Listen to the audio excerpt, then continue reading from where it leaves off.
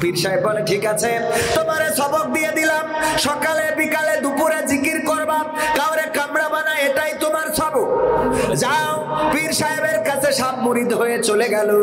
যাওয়ার পরে বিকাল বেলা জিকির করতেছে আইলের উপরে বসে। মাঠে গিয়েছে একজন ঘাস কাটার জন্য, কিন্তু সন্ধ্যা হয়ে গেছে।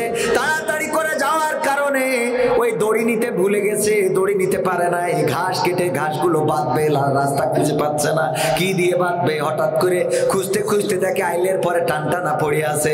ওই অন্ধকার, সন্ধ্যার অন্ধকারের মধ্যে চিন্তা করলে এটা মনে হয় কলার সুবলা, কলার যে খোলা থাকে না, খোলা, এটা মনে হয় ওরকম কিছু নিয়ে এসে ওই আধারে আধারে ঘাস বেঁধেছে।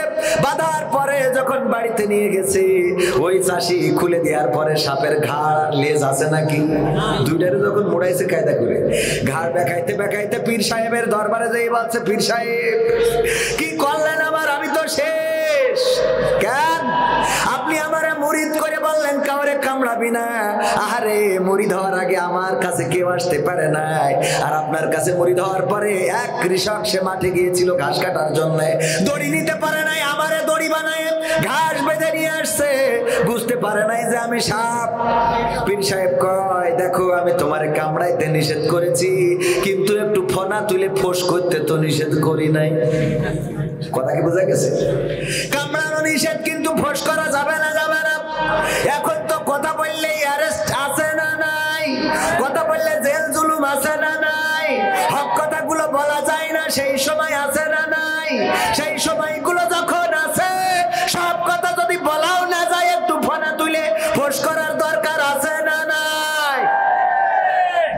এরপরেও যারা ফোঁস করবেন না, বোঝাই গেছে আপনারা ওই শরীফ থেকে শরীফা, শরীফ থেকে যারা শরীফা হয়ে গেছে, চোখের ব্যাপারে আমার কোনো বক্তব্য নেই। শরীফ থেকে শরীফা হওয়া লোক আছে না নাই?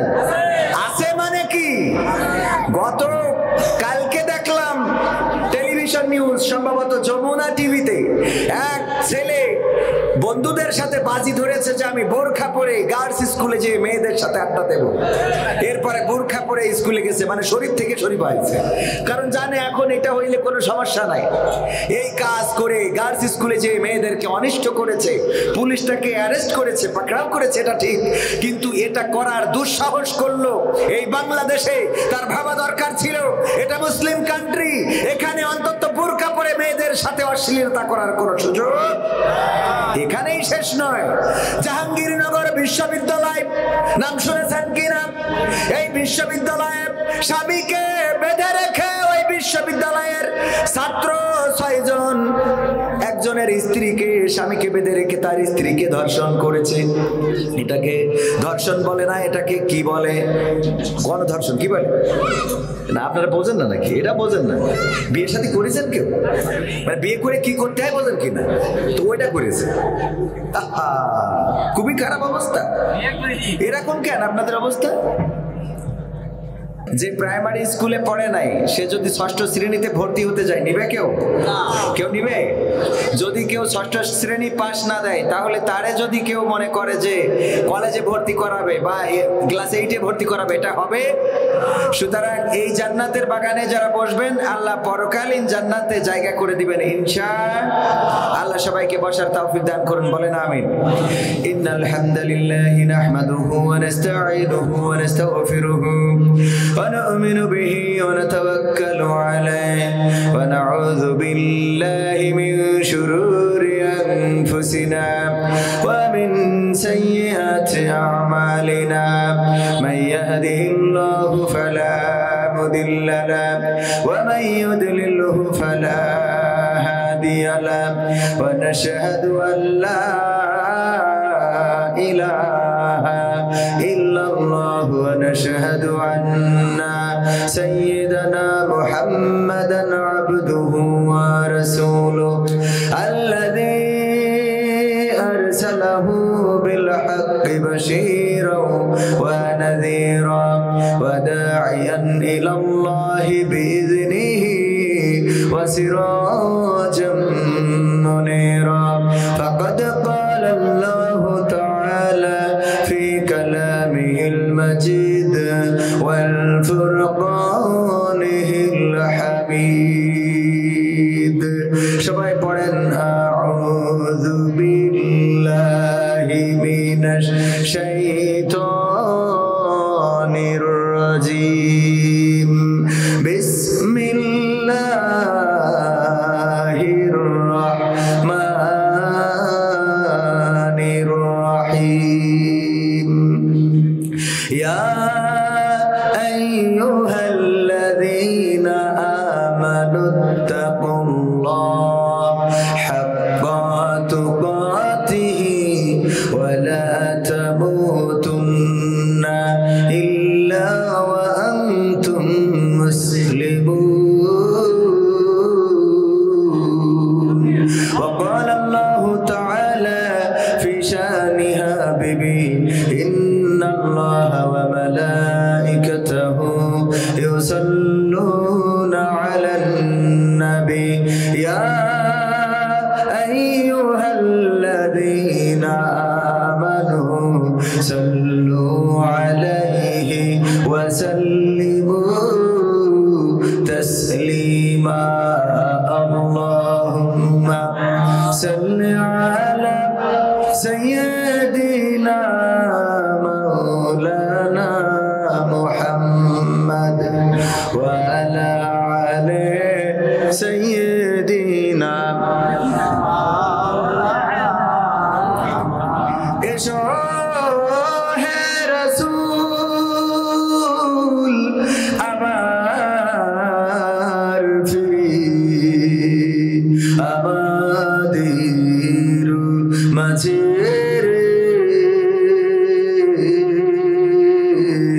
নতুন করে খুতবা দিতে কাবার মিনার পরে আল্লাহুম্মা সাল্লি আলা সাইয়্যিদিনা মাওলানা মুহাম্মদ ওয়া আলা আলি সাইয়্যিদিনা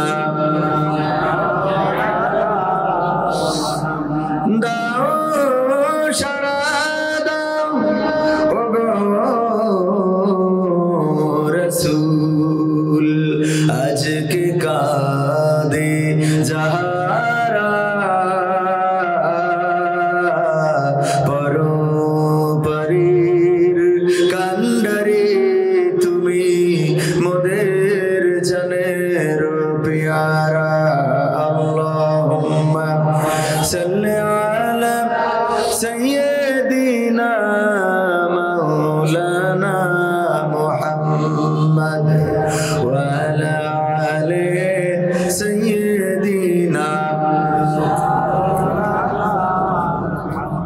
রূপের বড়াই করিস না রে রূপ চিরদিন থাকে না রূপের বড়াই করিস না রে রূপ চিরদিন থাকে না নিজের মুখটা দেখা একদিন হইবে রে তোর যন্ত্রণা নিজের মুখটা দেখা একদিন হইবে রে তোর যন্ত্রণা রূপের বড়াই করিস না রে রূপ চিরদিন থাকে না রূপের বড়াই করিস না রে রূপ চিরদিন থাকে না নিজের মুখটা দেখা একদিন হইবে রে তোর যন্ত্রণা নিজের মুখটা দেখা একদিন হইবে রে তোর যন্ত্রণা সময় হইল বড় শিক্ষক সব দিব শিখাইয়া সুখের জীবন থাকবে না রে দেখবে না কেউ চাইয়া সময় হইল বড় শিক্ষক সব দিব শিখাইয়া সুখের জীবন থাকবে না রে দেখবে না কেউ চাইয়া বাইসা থাই কামর বীরে তুই জ্বালা সইতে পারবি না বাইসা থাই কামর বীরে তুই জ্বালা সইতে পারবি না নিজের মুখটা দেখা একদিন হইবে রে তোর যন্ত্রণা নিজের মুখটা দেখা একদিন হইবে রে তোর যন্ত্রণা রূপের বড়াই করি করিস না রে, রূপ চিরদিন থাকে না। রূপের বড়াই করিস না রে, রূপ চিরদিন থাকে না। নিজের মুখটা দেখা একদিন হইবে রে তোর যন্ত্রণা। নিজের মুখটা দেখা একদিন হইবে রে তোর যন্ত্রণা। কিসের এত বড়াই তোমার মাটির দেহ লইয়া, ময়রা দেখো পোকামাকড় শেষ করবো সব খাইয়া। কিসের এত বড়াই তোমার মাটির দেহ লইয়া, ময়রা দেখো পোকামাকড় শেষ করবো সব খাইয়া। এই দুনিয়া ছাড়তে হবে অহংকারের কইরো না, এই দুনিয়া ছাড়তে হবে অহংকারের কইরো না। নিজের মুখটা দেখা একদিন হইবে রে তোর যন্ত্রণা। নিজের মুখটা দেখা একদিন হইবে রে তোর যন্ত্রণা। রূপের বড়াই করিস না রে, রূপ চিরদিন থাকে না। রূপের বড়াই করিস না রে, রূপ চিরদিন থাকে না। নিজের মুখটা দেখা একদিন হইবে রে তোর যন্ত্রণা। নিজের মুখটা দেখা একদিন হইবে রে তোর যন্ত্রণা। নিজের মুখটা দেখা একদিন হইবে রে তোর যন্ত্রণা। ঠিক না বেঠে? এই রূপ সৌন্দর্য, এই চেহারা চিরদিন থাকবে না। একদিন নিজের মুখটা আয়নায় দেখে মনে হবে, পুরনো অ্যালবামের ছবির দিকে যদি তাকান আর নিজের চেহারার দিকে যদি তাকান, বুঝতে পারবেন কোথায় চলে এসেছি। আজকে চাইলেও আমরা শিশুকালে আর ফিরে যেতে পারি না। প্রাইমারি স্কুলে আর যাওয়ার কোনো সুযোগ আছে? মন যদি চায়ও প্রাইমারি স্কুলে ভর্তি হওয়ার আর সুযোগ নাই। লেখাপড়া না করলেও মানুষ হাসাহাসি করবে, বলবে বুড়ো হয়ে গেছে, বুড়ো ধারী এখন আবার ভর্তি হতে আছে। ঠিক না বেঠিক? সুতরাং এই সময়টাকে মূল্যায়ন করার দরকার আছে না নেই? এই সময়টাকে যারা মূল্যায়ন করতে পারবে না, এই সময়ের গুরুত্ব যারা দিতে পারবে না, আল্লাহর কসম করে বলি শুধুমাত্র আফসোস, আফসোস ছাড়া আর করার কিছু থাকবে। সামনে পরীক্ষা, এসএসসি এবং দাখিল। ঠিক না বেঠিক? এই দুইটি বছর অষ্টম, নবম এবং দশম শ্রেণীর বই একই ছিল। ঠিক বলছি তো? নবম এবং দশম শ্রেণীর বই দুইটা বছর সুযোগ পাইল, ক্লাস করলো না, স্কুলে গেল না, পড়লো না, আর লাইলাতুল ফেব্রুয়ারি করে বেড়াইলো। এই লাইলাতুল ফেব্রুয়ারি করণে ওয়ালারা পরীক্ষার খাতায় যে যদি দেখে যে প্রশ্ন সব যা এসেছে, একটাও কি মনে হবে যে সব সহজ প্রশ্ন? সহজ মনে হবে নাকি? না, একটাও সহজ মনে হবে না। মনে হবে শিক্ষক সব কঠিন কঠিন প্রশ্ন বাংলাদেশটা না আমেরিকাতে নিয়ে আইছে। কথা কয় না? কারণ যদি না পড়া থাকে তাইলে প্রশ্ন সবই কঠিন, আর পড়া থাকলে কি কঠিন বলে কোনো কিছু নাই। আপনার যখন জানাই আছে অঙ্কের সমাধান, যে অঙ্ক পারে শিক্ষক অঙ্ক করে ব্ল্যাকবোর্ডে, আরে বা ঠুসঠাস করি সমাধান মিলাই দিচ্ছে, দেখি মনে হয় স্যার কত ট্যালেন্ট। আরে বাবা, ও তো অঙ্ক মুখস্থ হয়ে গিয়েছে, সারা জীবন ধরে ওইটা নাড়াচাড়া করতেছে, তো ট্যালেন্ট হবে না তো কি করবে? কথাটা কি বোঝা গেছে? এখন যে মাঠে ছাগল খাওয়ায়, ওরে যদি যেই বলা হয় তুই এই অঙ্কটা করি দে, ও কবে এ তো ধুয়ে পানি খাওয়া ছাড়া কোনো রাস্তা নাকি? এই জন্য সমস্ত প্রশ্নগুলো কঠিন মনে হবে, কারণ আপনি পড়েন নাই, লেখাপড়া করেন নাই। তেমনি ভাবে দুনিয়ার পরে আল্লাহর সময়টা দিয়েছেন। আল্লাহ বলছেন, আল্লাযী খালাকাল মাউতা ওয়াল হায়াতা লিয়াবলুয়াকুম আইয়ুকুম আহসানু আমালা। আল্লাহ বলছেন, ওগো মানুষ, আমি সৃষ্টি করেছি মৃত্যু এবং সৃষ্টি করেছি জীবন। কেন সৃষ্টি করলাম? এর মাঝখানে একটা সময় দিলাম, তোমাদের একটা হায়াত দিলাম। এই হায়াতি জিন্দেগিতে দেখতে চাই তোমরা তোমাদের পরীক্ষা নিতে চাই, দেখতে চাই আমলের প্রতিযোগিতায় কে কতটুকু এগিয়ে থাকতে পারো। কিন্তু আমরা এখন আমলের প্রতিযোগিতা করি আর না করি, বদ আমলের প্রতিযোগিতা আছে। বলেন সুবহানাল্লাহ। ও নাউজুবিল্লাহ হবে, কি হবে? নাউজুবিল্লাহ। আমি সুবহানাল্লাহ বলে বলছি। আসলে সুবহানাল্লাহ বলার সুযোগ আমরা সময়টাকে কাজে লাগাই না। কোন কাজে লাগাচ্ছি চিন্তা করেন। মাঠে যেয়ে সুজালটা ব্যাখ্যা করার মানুষ আছে না নাই? আল্লাহ বললেন সুদ খেও না, আর আমরা সুদ ছাড়া সুদ না খেয়ে ঘুমাইতে যাই। ঘুষ খেও না, ঘুষ না খেয়ে মোটরসাইকেল কি ছাড়ানো যায়? ঘুষ দিতেও হয়, ঘুষও নেয়। আরে অন্যায় কাজে লোক বেশি না কম। আবার এখন নতুন এই পিকনিকের সময় শুরু হয়েছে।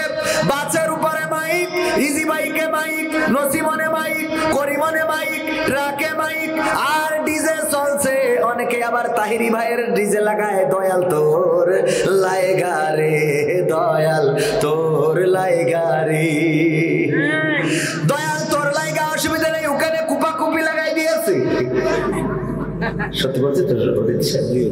ওরে বাবা, দুমদাম করে আওয়াজ, এত বড় বাড়ি, যেই জায়গায় আজকে পিকনিক গুলোতে এত গান, অশ্লীলতা, বেহায়াপনা, রিজি বাইকের মধ্যে আমাদের মেয়েরা ছেলেরা অনায়াসে বেড়াচ্ছে। ওদের বাধা দেওয়ার কেউ নেই, ওদের সাবধান করার মতো কেউ নেই। বলেন ঠিক কিনা?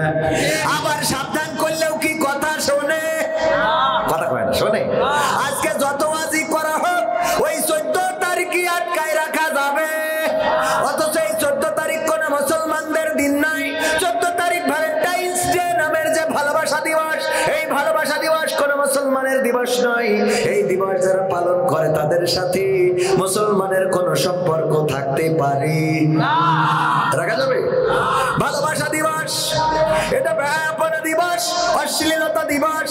এই দিবসকে কেন্দ্র করে যারা অনুষ্ঠান করে বেড়াবে, যারা ঘুরে বেড়াবে, তোমাদের বলি ওগো আমার ভাইরা, আগামী বছর পর্যন্ত বেঁচে থাকবে এর কোনো গ্যারান্টি আছে নাকি? এর কোনো নিশ্চয়তা নাই। চলে যাওয়া লাগবে।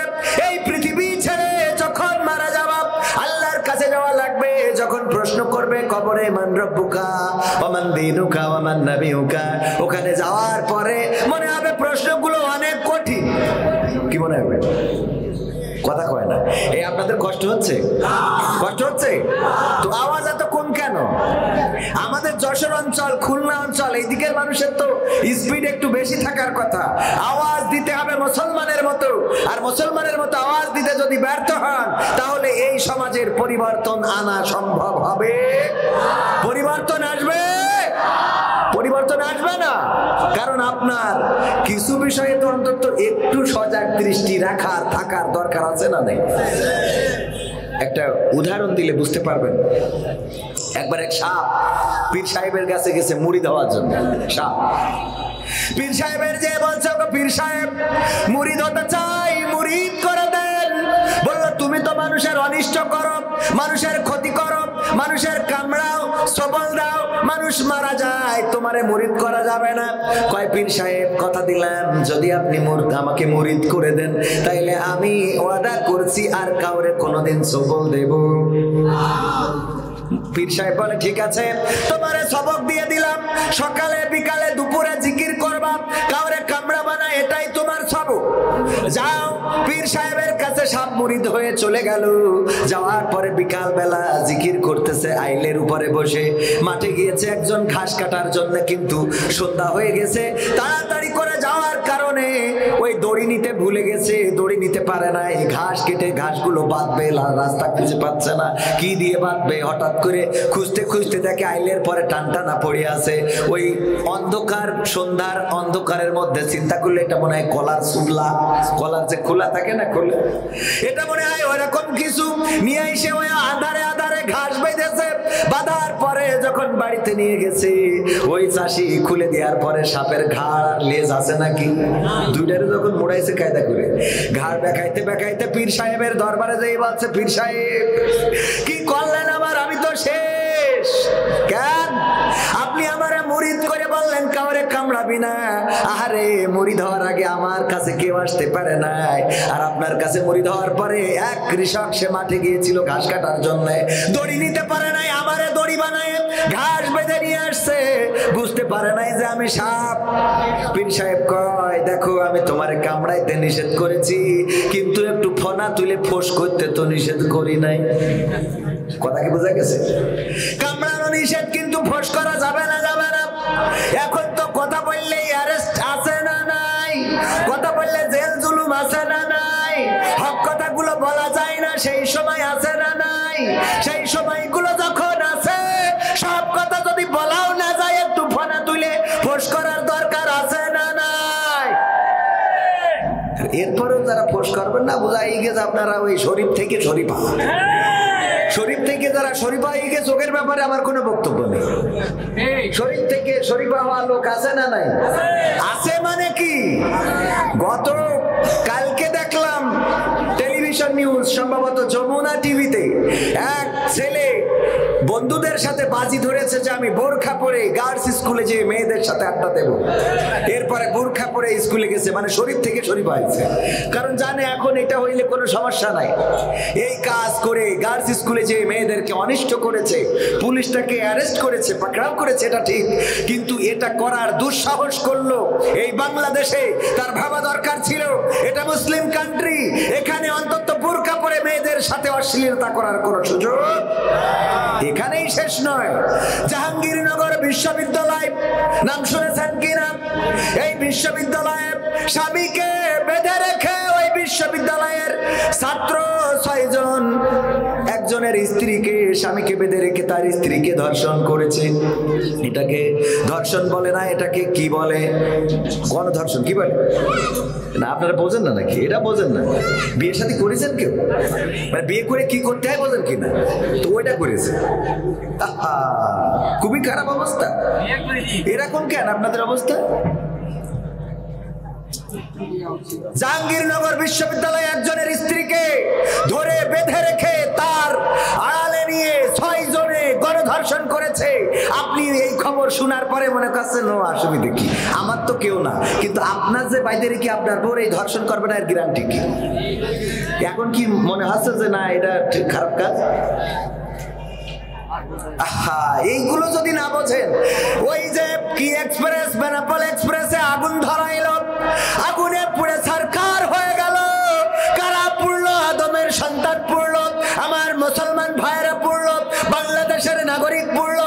এমন একজন পুড়ে গেল যাকে বাঁচানোর জন্য চেষ্টা করা হলো, তাকে বাঁচাতে গেলে বললো না আমি বাঁচতে চাই না, আমাকে বাঁচানোর চেষ্টা করো না, আমি বাঁচতে চাই না। কেন বাঁচতে চাও না? কারণ এই আগুনের লেলিহান শিখায় আমার সন্তান পুড়েছে, আমার স্ত্রী পুড়েছে, আমি কাদেরকে নিয়ে বাঁচবো, আমি কাদের নিয়ে বেঁচে থাকবো? আরে একটু কল্পনা করে দেখেন, আপনার সন্তান, আপনার স্ত্রী যদি এমন কোনো বাসে ওঠে অথবা ট্রেনে ওঠে, আর সেই ট্রেন কিংবা বাসে যদি কেউ আগুন লাগিয়ে দেয়, আর আপনার স্ত্রী সন্তান যদি আপনার চোখের সামনে পুড়ে আঙ্গার হয়ে যায়, বলেন দেখি আপনার বাঁচার কোনো ইচ্ছা কি থাকবে? যদি তাই না থাকে, তাইলে যখন আপনার কোনো ভাই পুড়ে যায়, যখন আপনার কোনো নাগরিক পুড়ে যায়, আপনার গ্রামের কোনো মানুষ পুড়ে যায়, আপনার পাশের কোনো মানুষ পুড়ে যায়, আপনার কোনো প্রতিবেশী পুড়ে যায়, সেই পুড়ার প্রতিবাদ প্রতিরোধ করার দরকার আছে না নাই? আপনি যদি প্রতিবাদী না হন, আল্লাহর কসম করে বলি, আপনার বিপদের দিনও কেউ প্রতিবাদী হবে? বিপদের দিনে কেউ প্রতিবাদী হবে না, কারণ আপনি তো কারো বিপদে দৌড়ায় যান নাই। আপনি যার বিপদের দিন বাড়ি আগুন লেগেছে, আরো 1 বোতল পেট্রোল নিয়ে গেছেন লিভাইনোর জন্য, তো ওর বাড়ি যদি, আপনার বাড়ি যদি আগুন লাগে, ও তো 1 বোতল না, ও তো পুরো একবার পাম্পের পাইপলাইন করে বেরিয়ে দেবে, ঠিক না ঠিক? আবার কারো বাড়ি যদি আগুন লাগে, আর আপনি যদি আপনার সমস্ত চেষ্টা দিয়ে তার আগুন লেবানোর চেষ্টা করেন, আপনি বাড়ি নাই, আপনার বাড়িতে যদি আগুন লাগে, ওই প্রতিবেশী এসে আপনার বাড়ির আগুন নিভাবে না? নিভাবে না। কারণ কি? এটাই মানুষের ধর্ম, এটাই মানুষের কৃতজ্ঞতাবোধ। মানুষেরা অবশ্যই কৃতজ্ঞ থাকে, যারা অকৃতজ্ঞ তাদের কথা ভিন্ন। কিন্তু আপনি যদি কারো বিপদে মুসিবতে পাশে দাঁড়ান, আপনার বিপদে মুসিবতে সেও যদি পাশে না দাঁড়ায়, আপনার পাশে দাঁড়ানোর ব্যবস্থা করে দিবেন কি? আল্লাহ আছে না নাই? আল্লাহ কি বুড়া হয়ে গেছে? নাউজুবিল্লাহ, না হয় নাই। আল্লাহর কি শক্তি কমে গেছে? না, কমে নাই। এই মাহফিলের আয়োজন করা হয়েছে আপনাদের সচেতন করার জন্য, সাবধান করার জন্য। আমার ভাইয়েরা, যতই বলি না কেন, কেউ বাজারে থাকবে, কেউ দোকানে থাকবে, কেউ হাতে থাকবে, কেউ মাঠে থাকবে, কোনো অসুবিধা নাই, কিন্তু এও একদিন সোজা হবে। সেই দিন কোন দিন? রঙ্গরসের দিন ছিল আমার একদিন, 12 ঘন্টা বেলায় আমার সন্ধ্যা হইল, পাখি উড়ে যাওয়ার বুঝি সময় হলো, পাখি উড়ে যাওয়ার বুঝি সময় হলো। শরীরে চামড়া ছিল টান, মিষ্টি সুরে গাইতাম গান, গলার আওয়াজ আমার কত দূরে যাইতো।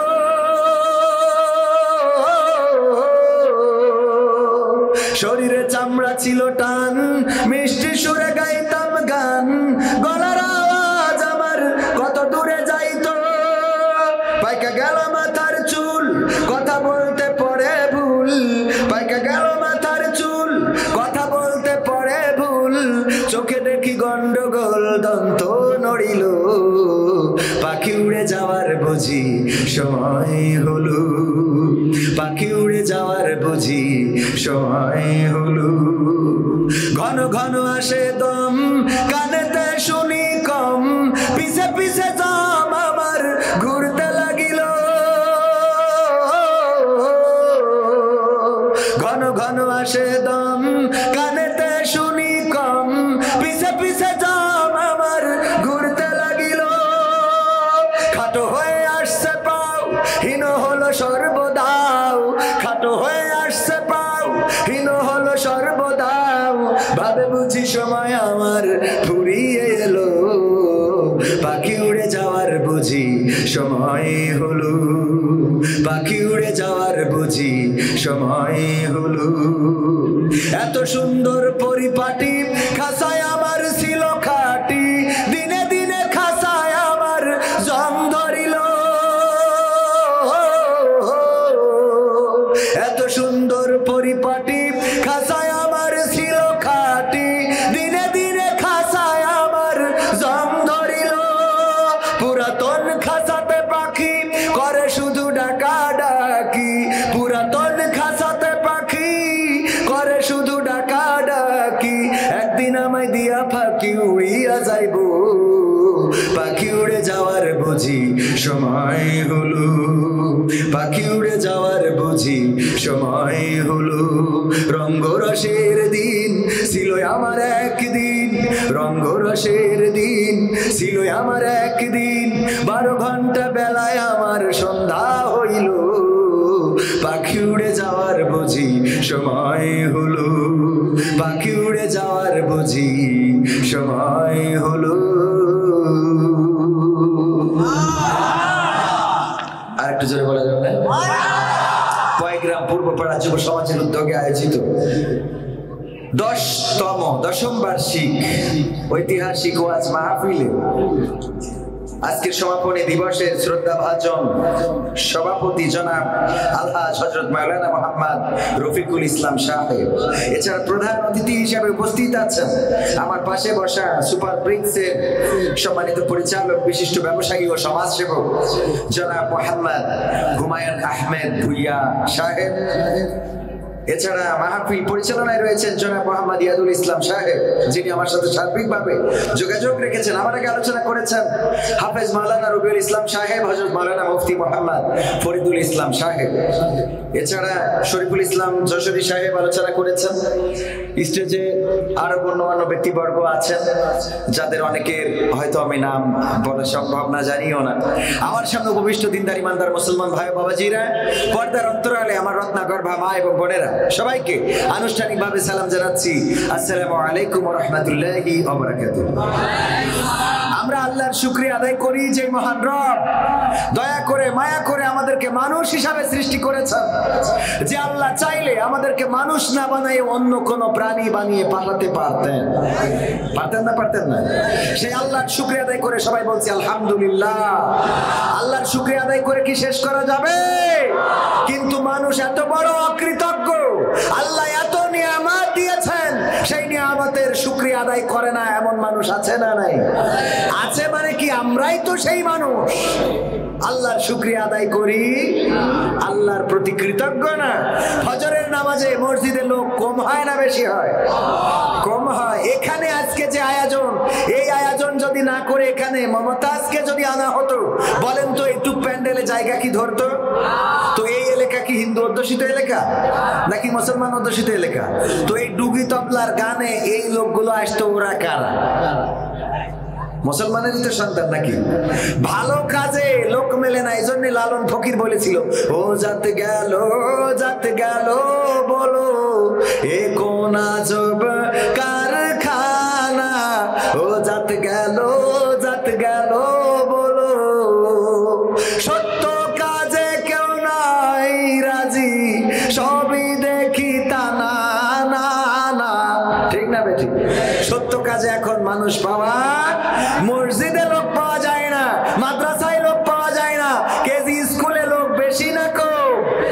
কলেজিয়েট স্কুলগুলোতে ভর্তির জন্য হিড়িক পড়ে যায়, আর যেই ছেলেটা চেহারা ভালো না, এক চোখ টেরা, ডানি তাকালি বাই ডাকে, বাই তাকালি ডানি ডাকে, ওইটারে মাদ্রাসায় দিয়ে রেখেছে। আবার মরে যাওয়ার পরে দরকার হয় এই টেরাটা, মরে যাওয়ার পরে কাল লাগে ওই ঘেনা কালা কুকড়া, ওইটা ছাড়া আর উপায় থাকে না। ম্যাজিস্ট্রেট বানাইছে, ইঞ্জিনিয়ার বানাইছে, ডক্টর বানাইছে, কোনো কাজে লাগে নাই। ওগো মানুষ, এত অকৃতজ্ঞ হওয়া উচিত নয়। আল্লাহর প্রতি কৃতজ্ঞতা নিয়ে আবার সবাই বলেন আলহামদুলিল্লাহ।